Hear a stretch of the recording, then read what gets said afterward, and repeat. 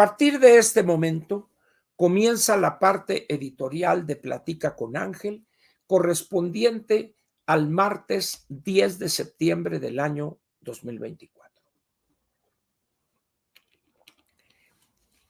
Los acontecimientos, no solo desde ayer, el principio de la semana, sino desde hace quizá unas 2 o 3 semanas, yo lo dije aquí, se va a poner esto muy complicado. Lamento haberme equivocado porque me quedé corto. El título del editorial hoy es el siguiente: qué bonita democracia la de la 4T. No es pregunta, es exclamación. Qué bonita democracia la de la 4T. No sé si se acuerdan ustedes de aquel cómico Pompín Iglesias, que decía, qué bonita familia, qué bonita familia, qué bonita familia. Aquí podría decir yo, qué bonita democracia de la 4T. Ese es el título del editorial. Y vamos a ver. Lo primero que surge es la pregunta, ¿en serio? ¿En verdad es democracia lo que está poniendo en práctica la 4T? De ninguna manera. La 4T, por las características del loquito que tenemos en la presidencia, jamás pudo ser una democracia. Desde el momento en que este hombre toma posesión, y quizá desde un poco antes, se dedica a minar los avances que habíamos logrado en materia de democracia. Enfocó sus baterías en contra de los organismos autónomos. ¿Por qué? Porque esos organismos autónomos tienen el objetivo central de detener u oponerse a las ansias de control total, monopólico de las decisiones por parte del jefe del Ejecutivo. Ahí empezó a exhibir su talante autoritario, caciquil. ¿Por qué no pudo acabar o dañar a la democracia? Porque habíamos logrado un avance relativamente importante. Todavía en la elección del 21 se logró algo que ahorita deberán estar lamentando los dirigentes de los 3 partidos. Y ahorita voy a decir por qué. En la elección del 21 participaron en coalición el PAN, el PRI y el PRD, los 3, y lograron una victoria tal que le impidieron a Morena y los suyos lograr la mayoría calificada en Cámara de Diputados. Eso impidió la modificación de la Constitución en el segundo trienio de su gobierno. De todas maneras, muy difícilmente lo habrían logrado porque en el Senado de la República, en el 2018, no alcanzaron tampoco la mayoría calificada. Tuvieron que negociar para tumbar la reforma educativa, algunas cosas de la reforma energética, etcétera. Tuvieron que negociar porque no alcanzaron la mayoría calificada. Muy bien.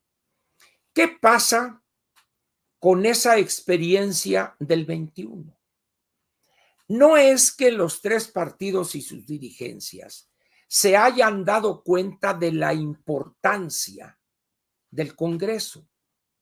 Lo saben perfectamente. Pero en el Congreso, a fin de gobierno, les interesa a ellos obtener el mayor número posible de legisladores, pero solos. No ponerse en una coalición, porque por los privilegios, las prerrogativas, etcétera. Y entonces, como lo habían hecho siempre, se concentraron en la presidencia de la República.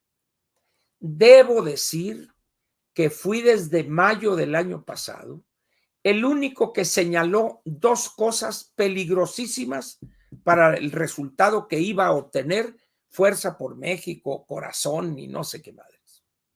Dije, eligieron a la peor candidata que pudieron haber elegido. Y dije las razones, y me pelaron. ¿Está bien? La designaron, y que las firmas, y que 1,000,000, y que la mentira que te eché. Perfecto. Y luego dije, señores, la prioridad debe ser el Congreso, porque si ganamos la mayoría absoluta en las 2 cámaras, nosotros vamos a gobernar. En el arreglo constitucional que tenemos es lo siguiente: el poder más, valga la redundancia, el poder más poderoso es el legislativo. Chinga, sí. ¿Por qué? Porque es el que elabora las leyes que norman y rigen la actividad del Ejecutivo. Pero además tiene la facultad exclusiva de eliminar las leyes caducas, obsoletas, y de actualizar aquellas que van quedando también obsoletas.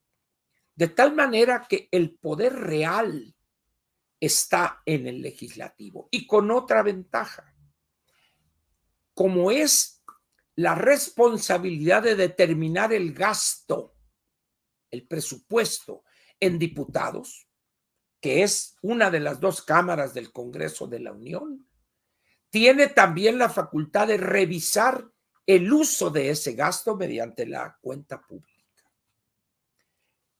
Con esas razones, decía yo una y otra vez. Di una conferencia en Monterrey, di otra en Guadalajara y di otra en Mexicali, y ya no me han vuelto a invitar en ninguno de los 3 lugares. Y ahí dije, señores, esta es la prioridad, por esto, por esto, por esto. Dibujé escenarios aquí y esto. Así me hicieron. Perfecto, dice, ni modo. Vean ustedes ahorita lo que estamos pasando por no haber podido ni siquiera acercarnos a ganar una de las 2 cámaras. No pudimos obtener 65 senadores y tampoco 251 diputados. Deje usted la mayoría calificada. Si hubiésemos, incluso aquí en una plática hablé de los números mágicos. Para la calificada eran 334 diputados y 86 senadores. Para la mayoría absoluta eran 251 diputados, 50% más 1, y 65 senadores. Ni más. Pusieron una bola de impresentables, los que querían, etcétera, y los resultados ahí están. El PRI, 16 senadores, a uno lo echaron fuera, pero ahí está dando la batalla el licenciado Beltrones. 16. No ganaron una sola fórmula. Senadores de primera minoría o de lista nacional. 16. En el caso de los diputados, 71 tenían o 70 en la actual legislatura, la que acaba de terminar, y hoy tienen creo que 35. La debacle completa. El PAN, 22 senadores y tiene 200 o no, que 123 o una cosa así diputados. ¿Por qué? Porque no priorizaron el Senado, la Cámara de Diputados, con los mejores candidatos que podrían haber convencido para encabezar o algún partido de los 3 o la alianza esta de corazón, fuerza y corazón, cuajo, hígado y no sé qué cosas. Y ahora ya andan unos loquitos ahí, ya contabilizamos todas las actas de la elección del 2 de junio y con esto demostramos que hubo fraude. Uno de ellos es Pedro Ferriz y el otro, no sé, un señor de apellido ruso que no sé quién es. Y andan unos haciéndose eco de eso. Señores, no pierdan el tiempo. El resultado de la elección o de las elecciones del 2 de junio ya es cosa juzgada. ¿Qué significa cosa juzgada? Que ya nada se puede hacer en torno a eso. Nada. Entonces alguien dice, bueno, pero es una mal cosa juzgada. En términos jurídicos, consulten un abogado, quien dude de esto. Cosa juzgada no es ni mala ni bien juzgada, simplemente es que se agota el proceso jurídico. Ya, se acabó, ya.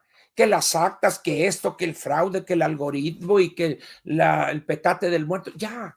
Eso es perder el tiempo, es querer buscar reflectores a los que es muy afecto Pedro.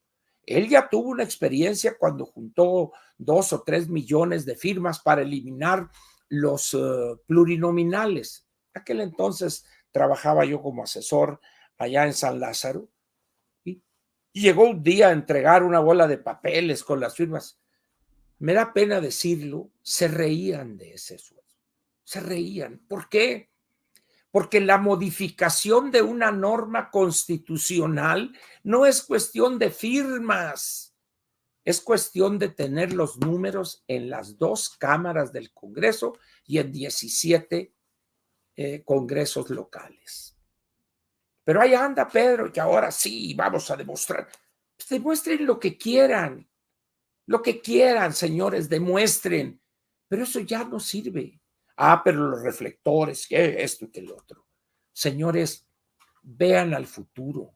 El problema es adelante. Ya la elección está resuelta. Ya, punto. Las decisiones de la Sala Superior del Tribunal Electoral del Poder Judicial de la Federación son acatables, o sea, son a chaleco, mas no atacables. Punto. Ya. Ya déjense de cosas, hombre. En todo caso, acepten un hecho fundamental de esta elección del 2 de junio. ¿Saben ustedes que ni el PRI ni el PAN tuvieron gente para cuidar el 100% de las casillas? Repito, ni el PRI ni el PAN, digo el PRD por supuesto, ¿no?, tuvieron gente suficiente, militantes, para ser representantes de casilla de esos 2 partidos. Esa es la realidad. Automáticamente dicen, no, hicieron una sinvergüenza. No es cierto eso, hombre. No es cierto eso. La cadena que hay de esa votación, o sea, dices que votaron y que millones. No, pero bueno, pues que digan misa, ¿verdad? Entonces, ¿qué tenemos en esta democracia de la 4T? Lo primero es que no es democracia. Es un remedio, es de puro verbo.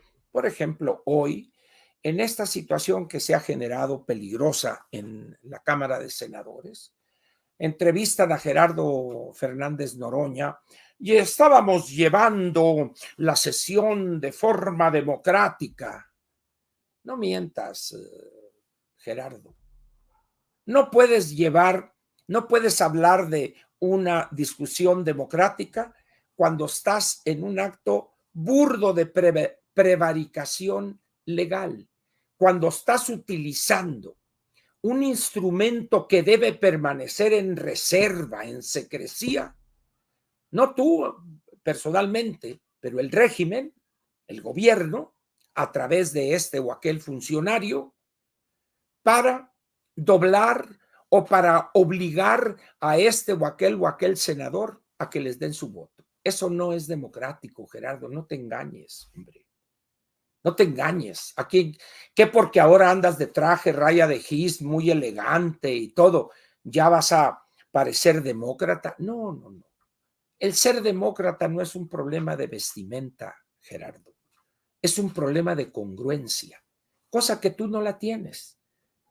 Tú te has comportado las más de las veces como un legislador grosero, corriente, vulgar. Me ha tocado ver sesiones donde tú acusas sin probar al funcionario que está ahí compareciendo ante el pleno, asesino y esto. ¿Con qué pruebas? Nada más tus dichos, tus gritos. Y ahora nos hablas de la conducción democrática. Como diría el clásico, no succiones, Gerardo, por favor, que tu historia y tus actos son bien conocidos. Te vas allá a Jicotencatl y esta reunión tiene que seguir porque va a haber reforma judicial. Ah, bueno, si estamos ante por mis cojones va a haber, bueno, pues que haya. Punto. O sea, ante ese argumento de las gónadas, pues nada podemos hacer. Va a haber reforma judicial, órale pues. Pero aquí hay esto. En estas condiciones, ¿qué tenemos? Muy bien. 85 senadores, 83 más los dos primeros que se cambiaron de partido o que cambiaron su preferencia y se fueron a Morena para darle su voto. Y les faltaba uno. Y empezaron con estas maromas aritméticas ahí, Adán Augusto, que los 85 y que el resto mayor no tienen ni idea de eso, pero estaba pontificando en torno a eso. Y luego Gerardo, siguiendo la corriente, dice esa tontería. Pero en fin, es problema de él. Muy bien. Pero dicen, no, ¿qué tal si nos falta? ¿Qué tal si son 86? Pues vamos a buscar otros y empiezan a ver quiénes son los vulnerables. Traían ahí a un senador de Movimiento Ciudadano que hay ahorita, no sé si ya se pasó al verde, parece, entonces va a votar a favor de la propuesta esta de Morena, el PT y el verde. Entonces ya tendrían 86, pero viene un piloncito. Agarraron a los Yunes y hay ahí dos versiones. Una, la que plantea Ricardo Rafael en su columna ayer, que en una reunión que hubo el viernes de la semana pasada, Adán Augusto los jala y les dice esto y acordaron, te quito esto, te quito lo otro, te pongo por acá, etcétera, arrogándose facultades un senador que no tiene en materia de procuración de justicia. Y luego sale otro tuit, creo que hoy, donde los jalaron a los dos Yunes, padre e hijo, el senador propietario y el suplente, ante el general Audomaro, que es el que dirige el nuevo CISEN, antes era el CISEN, ahora es CIN o CECIN o alguna cosa así, y ahí les lee la cartilla. Miren, aquí están los elementos probatorios de sus sinvergüenzadas y ya saben, o hacen esto o tejones. Entonces, ¿cuál es la buena? O las dos fueron las buenas. Eso se llama en términos jurídicos prevaricación de la ley. Utilizan la ley, la tuercen para beneficio de un grupo o de una persona. Entonces, eso es una discusión democrática. Muy bien. De repente dicen, desapareció el senador propietario, el señor, el joven o senador Yunes, hijo de quien es su suplente. Una aberración eso. Pero ¿quién permitió eso? El PAN a través de Marco Cortés. Dice uno, ¿cuándo se había visto que el padre, perdón, el hijo propietario y luego el padre que tiene más salidas que un cerco viejo? Porque es un político de vieja data, Miguel Ángel, el padre. Eso fue decisión de Marco Cortés y se lo han reclamado. Adriana Dávila, que está buscando la presidencia del PAN, fue una de las que dijo, esos no, porque son así, así, así, asado. Bueno, allá se pelean ellos. Muy bien. Entonces, ¿qué sucede? De repente aparece una carta firmada del hijo que por razones de salud, dice él ahí, solicita su licencia y que el padre le rinda la protesta de ley. Y de manera, vámonos, y entra como César que regresa de las jornadas exitosas de las Galias. Acá entra Miguel Ángel y lo aplauden. Los que ayer lo condenaban todavía, porque si hay alguien que ha hablado mal de López Obrador, ha sido Miguel Ángel Yunes. y entonces lo reciben como el héroe, el que les va a dar ese voto. Entonces rinde la protesta de ley y ya es senador propietario, en el lugar de su hijo, que tiene un problema de vértebras cervicales. Créalo usted o no, el caso es que Miguel Ángel padre ya es. Muy bien. Pero luego se agarran ahí porque Marco Cortés, que le está saliendo lo valiente ya ahora, se lanza, traidor, y diciendo una bola de cosas. Muy bien. Y le contesta Miguel Ángel, ahí se agarraron en el lavadero del pleno en el Senado. El traidor eres tú y que nosotros no somos traidores, somos hombres de principios. Yo nomás me reía cuando estaba viendo la sesión en vivo, ¿verdad? Pero bueno, eso dijo.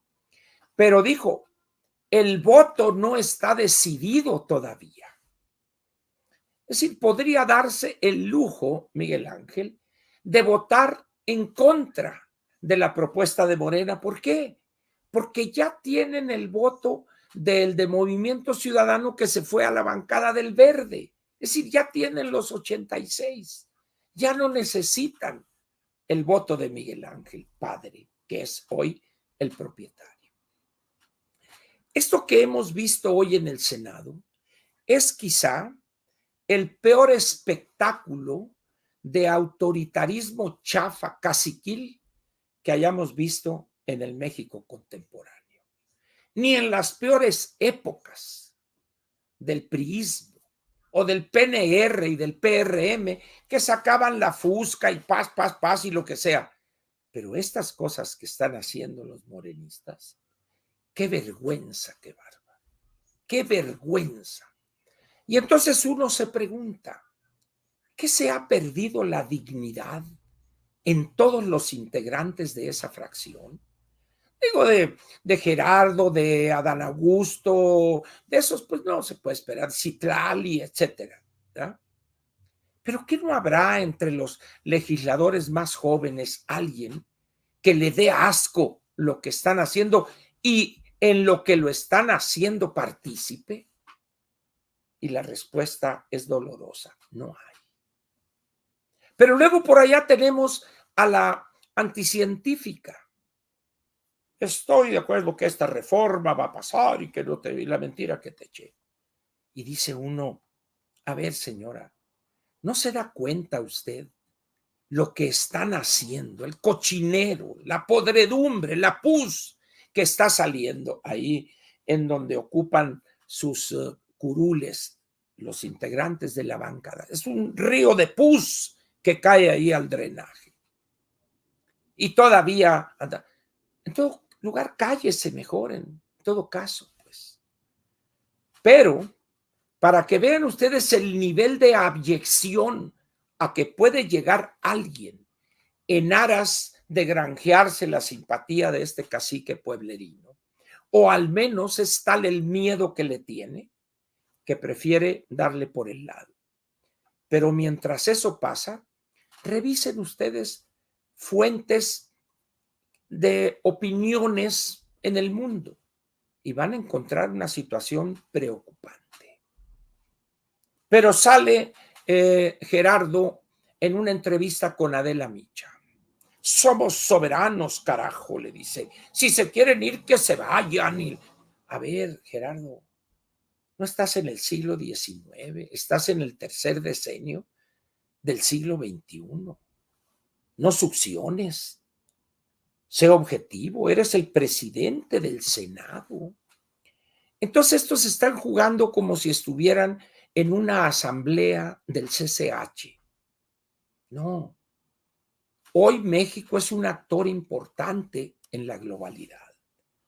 Las condiciones, las reglas del juego han cambiado radicalmente, cuando menos desde el principio de la posguerra a la fecha. En estos últimos 80 años ha cambiado radicalmente esto. Pero estas personas viven en el antepasado como su Mesías, como su Salvador. Ahí están las consecuencias. En esas condiciones, pues, deberían medirse en el sentido de que una discusión democrática, y ahorita va a ser, ya creo que ya llegaron a Jicotenca los manifestantes del Poder Judicial, etcétera, etcétera. van a sacar la reforma, salvo que haya algo que este personaje, un doctor en matemáticas aplicadas que se dedica a la cuestión de analizar las finanzas desde el punto de vista de la ciencia, matemática, modelajes, etcétera, Nicolás Salim Taleb, que desarrolló un concepto en su primer libro de una serie de 4 o 5 exitosísimos, que se llama el cisne negro. El cisne negro es un suceso altamente improbable, es decir, que no se va a registrar, pero que sí se registra. Ese es un cisne negro. Ya he explicado el origen de por qué el cisne negro. Y hoy Ricardo Anaya dijo, no pierdo la esperanza de que mañana o la hora cuando se vaya a votar haya alguien con dignidad o algo de la fracción oficialista y que vote en contra de ese engendro que le va a causar un daño increíble al país. Yo estoy de acuerdo con Ricardo. Hasta el momento que caiga el último out, si obtienen 86 o 87 votos, diré, bueno, pues está bien. No hubo cisne negro. Aplicaron lo peor de la política, la prevaricación de la ley. Lo pueden hacer porque tienen el poder, son omnipotentes, pero cometen un error. Piensan que esto les durará por siempre y no es así. Como decía en aquella canción muy conocida que hizo éxito Emilio Tuero, El Quinto Patio, que hubo una película, primero con él y luego un remake muy malo de Manuel López Ochoa. La canción se llama Quinto Patio. Hay torres que en el cielo se creyeron y un día cayeron en la humillación. Así van a estar esta bola de sátrapas que se creen políticos democráticos y así van a quedar en el basurero de la historia. Todos ellos, las Citlalis, los otros, despreciados por los ciudadanos mexicanos. Porque el deterioro de este país va a continuar y peor aún. La anticientífica se ha comprometido al segundo piso. ¿Qué significa eso? Más destrucción, más decisiones aberrantes políticamente. Es muy posible. Porque la han copado por diferentes vías, diferentes posiciones en su gabinete. En esas condiciones, pues, dice uno, ¿qué pasa entonces con los ciudadanos que aplauden, babean ante quien dice que va a continuar esa tarea destructiva? Y preguntaría en torno a esto, ¿dónde están a todo esto los empresarios? ¿Dónde están las luminarias intelectuales, los académicos brillantes, los rectores de las universidades? ¿Dónde están? Agazapados y culiempinados por cobardes. Un país con esos personajes así no puede llegar a buen puerto. No puede. Es imposible. Como diría el clásico, hay momentos en la vida de los pueblos que hay que chingarse. Esos no se atreven, son cobardes, acomodaticios. Vean ustedes a Lorenzo Meyer, pues el programa que participa en el Canal 11, de dar vergüenza. Dice uno, ¿pero qué necesidad con el prestigio, con la historia académica de investigador? Pero como dijo alguien, lo que hay que hacer para tragar bien, tiene colocados, un hijo es secretario de no sé qué cosa, y otro es consejero independiente de Pemex, y él, su jubilación, creo si ya está jubilado, y su buen sueldo mensual por 4 lunes diciendo cosas a favor de la 4T en Canal 11. Ahora bien, la pieza periodística de ayer habla con una ligereza que en el periodismo no debería darse ya. Yunes el traidor. Muy bien. Y se habla, los dos primeros traidores, y este señor Barreda de Campeche, el traidor, y que Yunes, el traidor con el hijo, etcétera. Y luego la Lili en un gesto histriónico a los que nos tiene acostumbrados, se baja elegantemente vestida y le tira unas monedas al piso a Yunes. Y así todos. Muy bien. Para aquellos que han caído en ese juego perverso de hablar de traición de Yunes o de este o del otro, que lean un librito muy interesante de dos sociólogos franceses que se llama Elogio de la traición en español y en francés es Éloge de la traición. Son dos, es un libro viejo de 1988. Para que vean ustedes lo que significa en la política la traición. Aquí en México, por ignorancia de la política y de la política real, la gente quiere que los políticos sean santos o cuando menos monjes trapenses. No, señores, los políticos son seres humanos que tienen ambiciones, que tienen fallas, cometen pecados, etcétera. ¿Cuál es o a qué traidor la historia juzga de manera negativa y lo desprecia? Al traidor que es derrotado. Pero los traidores, que son muchos, que tienen éxito, son alabados. Y les voy a dar dos ejemplos.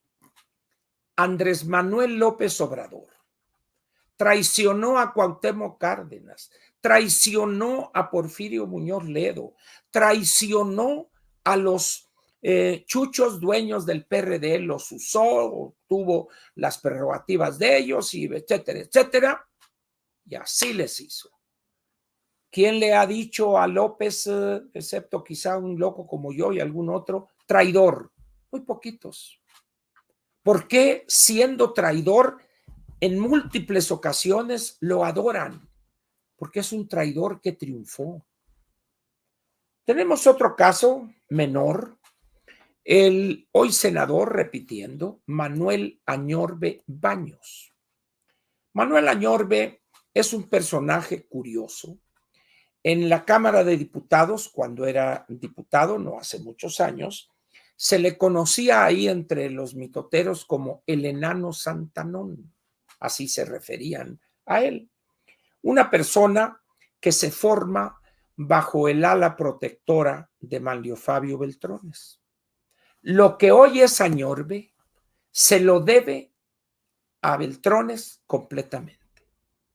Lo traiciona, se apega a la decisión de Alito y vota a favor de que se le niegue la pertenencia a la bancada.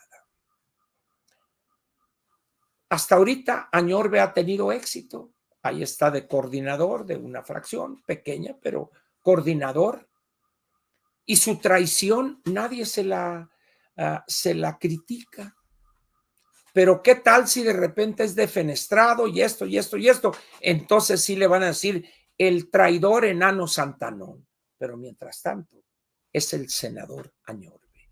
Y mientras tanto el bulto seguirá siendo el Mesías, el Salvador, el gran presidente, el mejor presidente del mundo. Muy bien.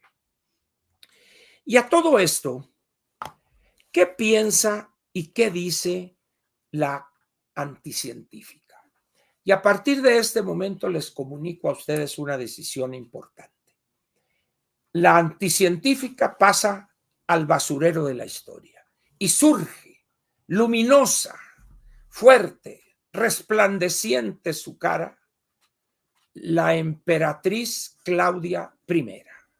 Tendrá su palacio. A partir de esta fecha o de este momento, tenemos emperatriz. Tendrá su palacio y tendrá a sus súbditos, que suman decenas de millones.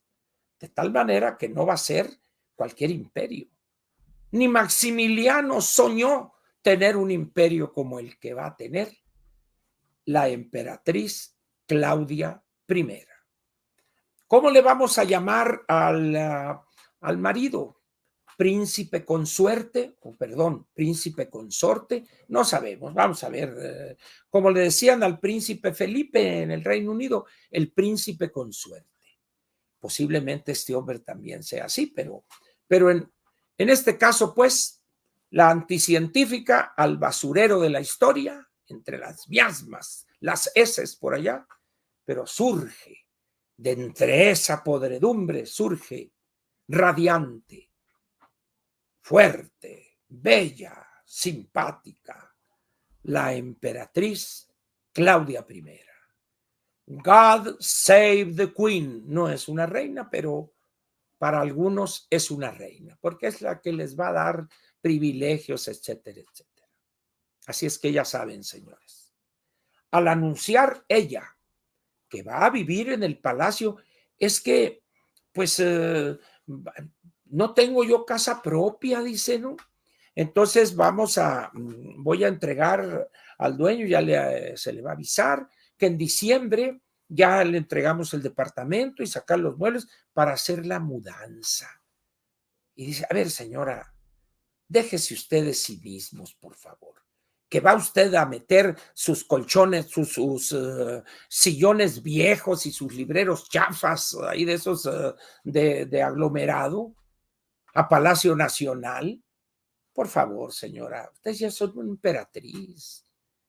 Pero eso sí, la modestia por delante. Es que yo no tengo casa propia, soy pobrecita y riego las flores, no como la señora Lenia Batres, ¿no? Porque aquí la emperatriz pues no dice las groserías que dice aquella vulgar corriente de la Lenia, ¿no?